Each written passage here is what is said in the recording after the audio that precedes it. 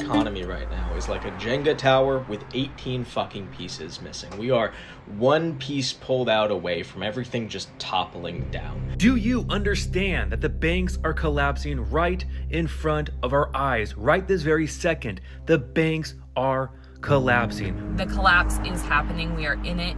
It is crumbling. Look, the American economy is crashing right now, and most people don't realize how bad it actually is. You see all kinds of videos coming out about banks refusing withdrawals, massive layoffs, healthcare becoming unaffordable, stores that simply can't move inventory. And when you put all these pieces together, you know the picture is worse than what we're being told. So today, I want to share these videos with you because what people are experiencing on the ground tells a very different story than the official numbers. This isn't me trying to fearmonger, this is just me trying to prepare you. The US economy right now is like a Jenga tower with 18 fucking pieces missing. We are one piece pulled out away from everything just toppling down. AI was responsible for 40% of US GDP growth this past year and 80% of US stock growth. And the manufacturing industry has contracted for 7 consecutive months, while every other economic indicator is saying this is as bad as things have been since 2009. Now, when you have a sentence that says the economy is as bad as it's been since 2009, you are fucked. So again, this is not me fear-mongering, this is just me preparing you. Our economy is in a very bad place. This government shutdown is not like the others. It's officially the longest shutdown in US history. People think it's just about politics and budgets, but it's not.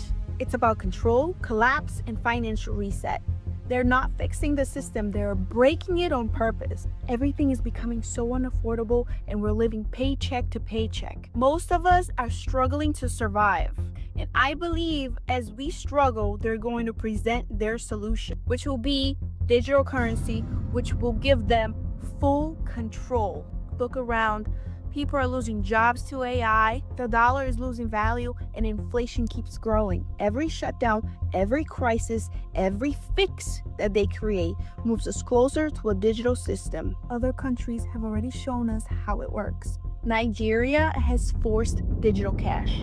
China ties spending to a social credit score. Europe is preparing the digital euro and is already enforcing the digital ID. In America, we are next. So I don't think this shutdown was temporary. I think it's transformational. It's designed to destroy trust in the old system so they can roll out the new one. New system will be completely digital. What these videos are showing is an economy held up by one sector while everything else contracts. And that's not sustainable. When your foundation is this narrow, collapse isn't a question of if, but when. The really concerning part is how many people are pointing to intentional breakdown rather than natural cycles. Now, whether that's true or not, what matters is this: if you're depending on one income source or keeping everything in one place, you are exposed. The crash is already underway, and diversifying now means you have options later. So besides the economic indicators, check out what people are reporting at banks. It clearly looks like the shutdown will go into next week. I think there might be very well a run on some of the smaller banks. I've heard reports, I don't know how true they are, but some individuals are having trouble, especially trying to get out large sums of cash.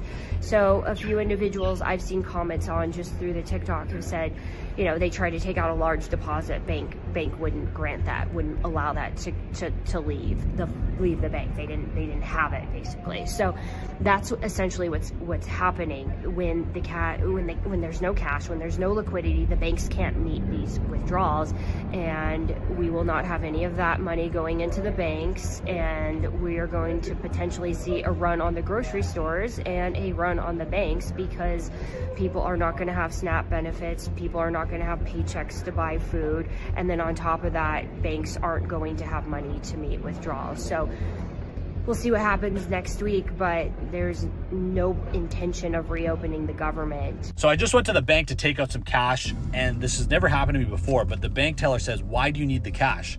I said, "Just 'cause I like having cash on me." Then he goes, "Well, can I give you a bank draft or a check instead?" And I said, "No. If I wanted a bank draft, I would have asked for a bank draft. I want cash."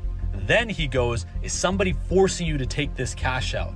And I'm looking at him like, "Bro, nobody's forcing me to take the cash out. I just want some cash." Finally, he says, "Okay, I can give you the cash, but I need you to sign this document that pretty much says, I've offered you these alternative options, and essentially if you get robbed, the bank is not held liable." I said, "No problem, sign the document, get my cash."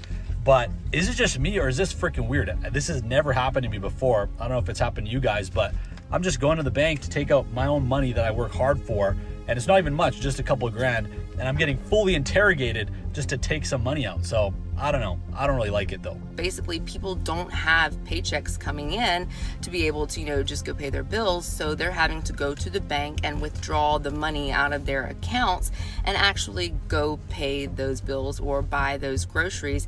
And the banks don't really have the money on hand because they lended it out elsewhere. And so the banks are having to borrow from the emergency liquidity market, which is backed by bonds and mortgage-backed securities. And since the government shut down and the first missed paycheck happened on October 15th, the banks have had to borrow a total of $106 billion. And you guys, that's not really good, because sooner or later, the banks aren't going to have your money to give back to you. Do you understand that the banks are collapsing right in front of our eyes? Right this very second, the banks are collapsing. From October 15th to today, they have taken $106 billion from the repo market. That is when the Fed injects liquidity into the banks with pretty much a IOU. It's not good. It has not been used since 2020. It is not something that is meant to be a cure. It is a band-aid to a banking problem. And now with that, it is a demolition of the system. Again, this whole government shutdown, all the jobs being cut with Amazon, UPS, other places like Target. This is the reset.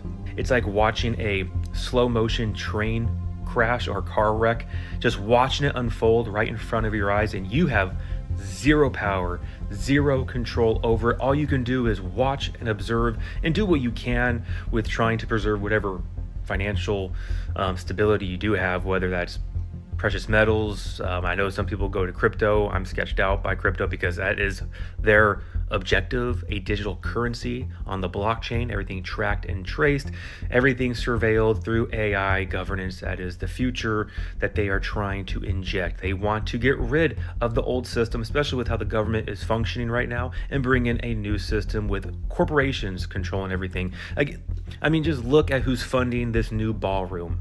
Go ahead and look it up, all these corporations that are involved. I'm sure they have the public's interest at heart. I'm sure they just really love us as the little, peasants of the world.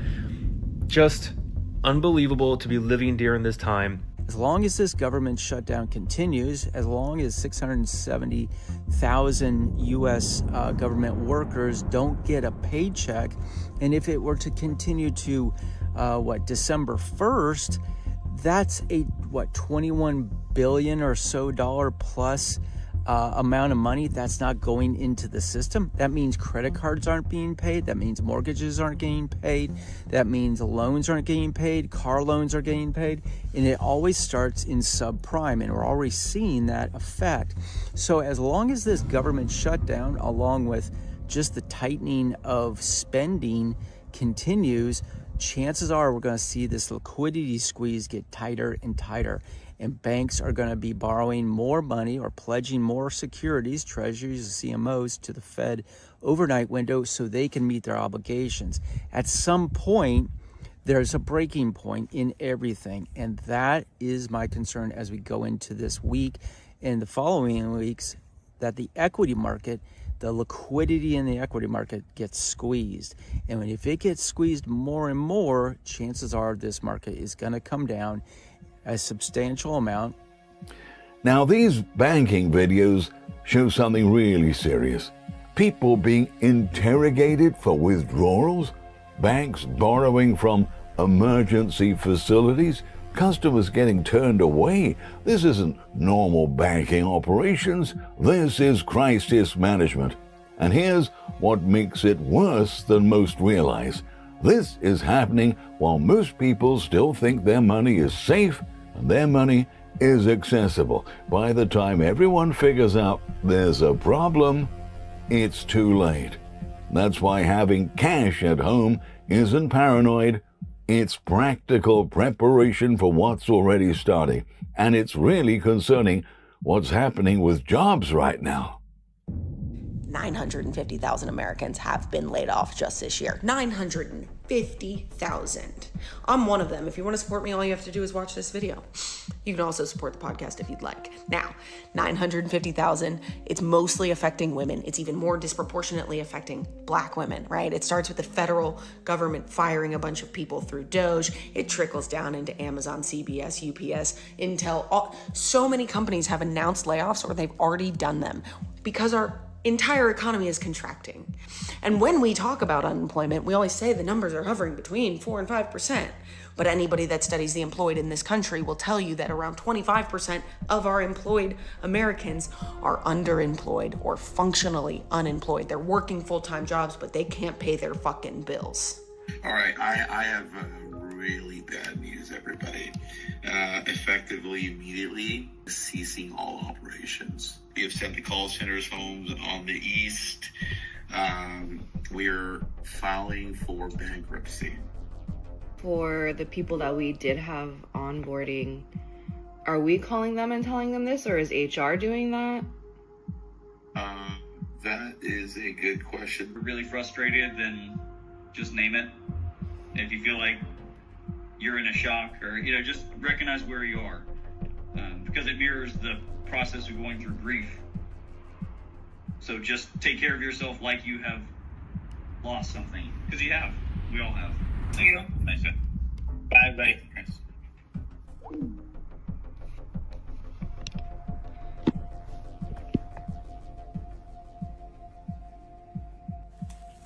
Amazon laid off 30,000 people today, so that's cool.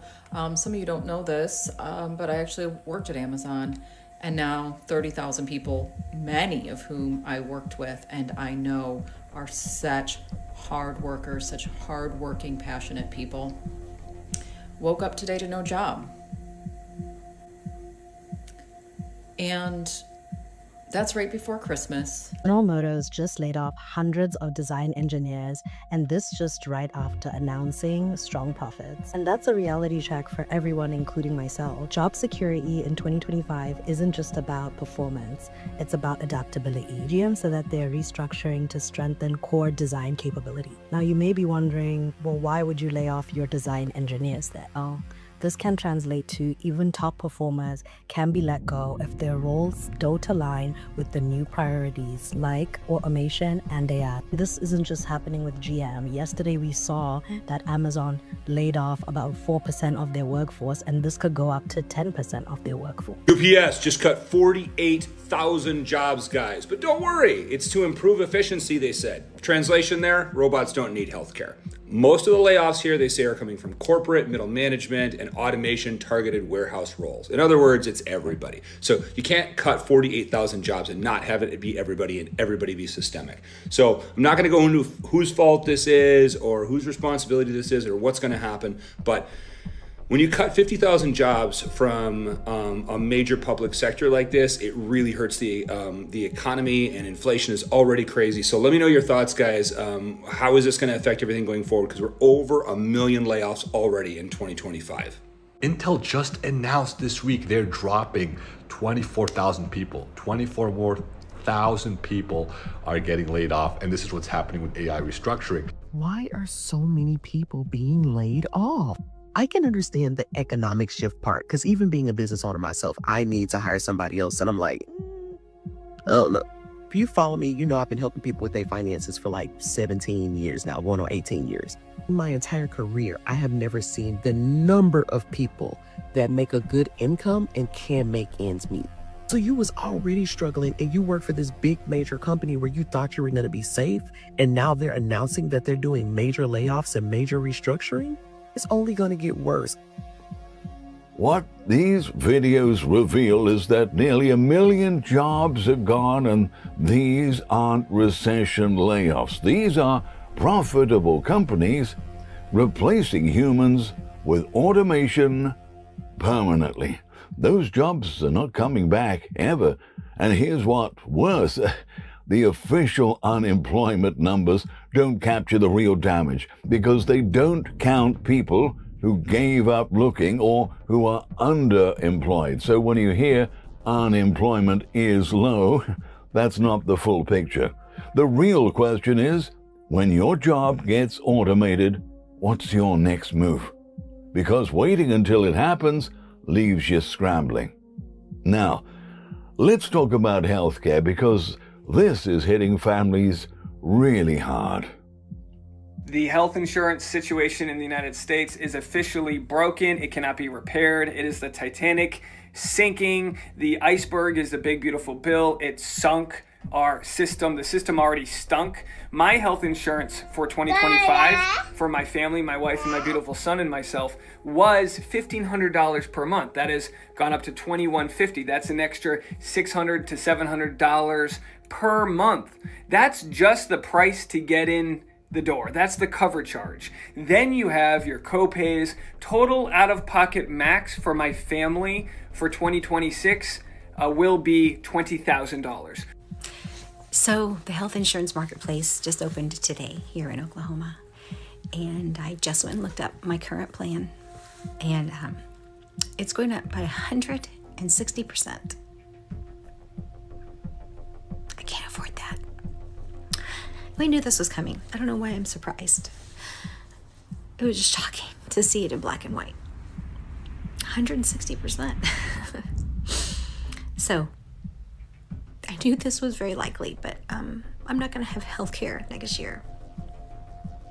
I'm 57, I'm healthy, but all I can afford is the catastrophic care. This is the richest country in the world. But my government doesn't care about me. My government doesn't care about my health care.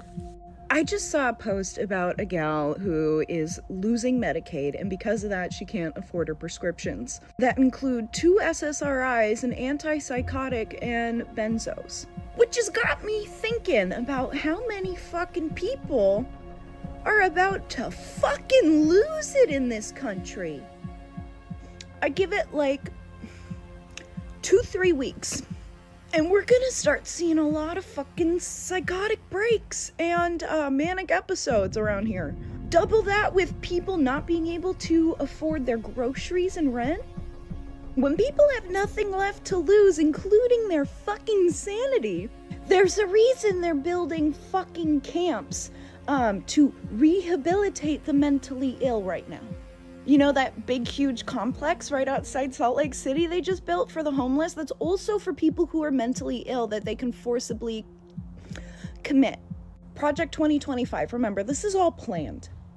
Anyone they see as a drain on society, they want to get rid of or force into forced labor. That's what's happening right now.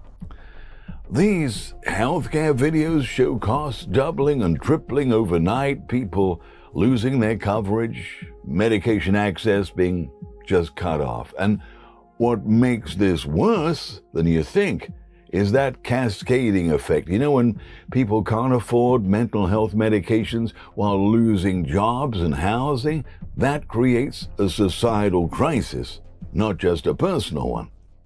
It's simply that the system isn't just expensive anymore, it's collapsing. So families need backup plans, and they need those plans now. Free clinics, prescription assistance programs, alternative coverage, because assuming you'll keep what you have is dangerous. And here's something you can see yourself. Look at what's happening in stores. A recession is coming very, very soon, and I know this because Every single retail store that I have been in over the past month has such an overstock of everything. I've never seen so much clutter in my life. First being Home Goods, Marshalls, TJ Maxx. They have so much stuff from Halloween, which is in 3 days, that hasn't moved. And regardless of the promotions, the clearance, the discounts, people are not shopping. I went to Old Navy yesterday to return something, and they had so many extra racks on wheels that they brought up to put the extra inventory that if the fire marshal went into Old Navy's, they would find them. You couldn't even walk through, truthfully. I had to squeeze between 2 of the racks.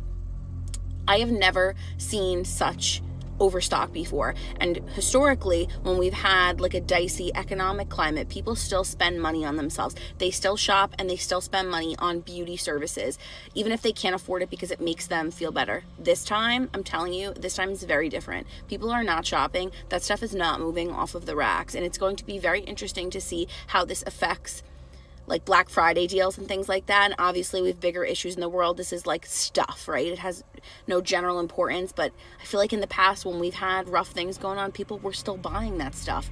They're not buying it anymore. What do we think is coming next?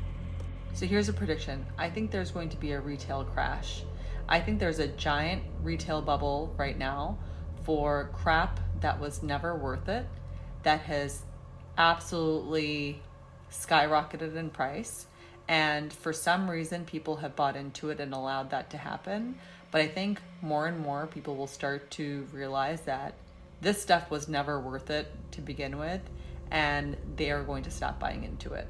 And just a few examples of this: those cheap workout sets that are made out of polyester and spandex, and that they're charging upwards of $100 a piece for. Those bathing suits that are like 3 threads of fabric, that they're charging over $100 to $200 for 1 or 2 pieces for. Coffees and lattes. It's just getting so wild that it's just going to become unsustainable. Skincare, makeup. And we know that their margins are outrageous because their profits are outrageous.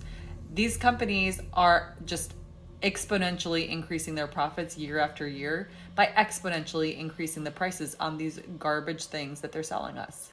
And when this crash happens, these companies are going to be forced to bring down the price or go out of business. The other day I made a video and I said that I fear we are witnessing stage 1 of the end of the American government with the shutdown. And I said I don't see the government reopening. It just doesn't seem feasible. I also said in that video that this is an intentional hostage politics situation, right? Now the banks. If you can't directly correlate how the banks are the main foundation of the American economy, the Fed's pumping billions of dollars overnight into the banks is not a coincidence. It is a red flag that has been happening, and this is like the Hail Mary. Like, let's pump them. It's a Band-Aid. It's not a cure, but the government is still shut down. Federal employees are still laid off. That means people aren't making payments to the banks. They aren't purchasing new capital, new anything, right? Go larger than that. Federal shutdown. Billions go into SNAP every month for people to buy groceries, which it goes into our economy. People aren't going to be doing that. Large corporations are going to start laying people off, which means less people receiving payments, which it's all connected. It's all connected. We are witnessing, the other day, let me backtrack to what I just said. I said, I fear we are witnessing. No, we are witnessing the fall of the American government. Like, it's happening in real time in front of our eyes right now. We are witnessing it firsthand. Like, this is happening. Like, the collapse is happening. We are in it. It is crumbling. It is what it is at this point. We got to let it crumble. There's no fixing what's going on. There's no fixing it. And yeah, he's like, we'll partially fund SNAP this month. Like, are you? Because the government's still going to be shut down next month. It's not. I don't see it reopening. This is the fall of the American government.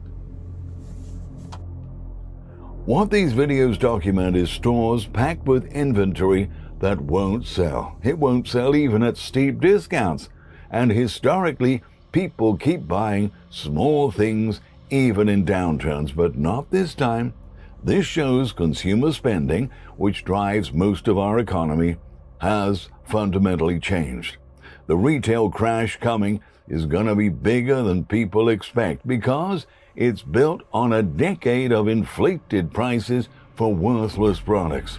For families, this means being extremely selective about spending because every dollar needs to go further in what's coming. So, here's the reality. The crash isn't coming. It's already here. Banking system stressed, jobs disappearing permanently, healthcare unaffordable, consumer spending stopped. And it's worse than you think, because these aren't separate problems, they're all connected, they're reinforcing each other. You know, the most important thing you can do is to act, and act now while you still have options. If you've got an income, build savings fast. If you have a job, create backup income streams. If you've got housing, make sure you can afford it if your income drops. Keep cash accessible. Cut unnecessary spending and do that immediately. Build relationships locally with people you can count on. Learn skills that can't be automated. This isn't about fear, it's about facing reality. The crash is happening whether we acknowledge it or not. The question is whether you're prepared when it hits your situation directly. So let me know your thoughts down below. Are you seeing this in your area?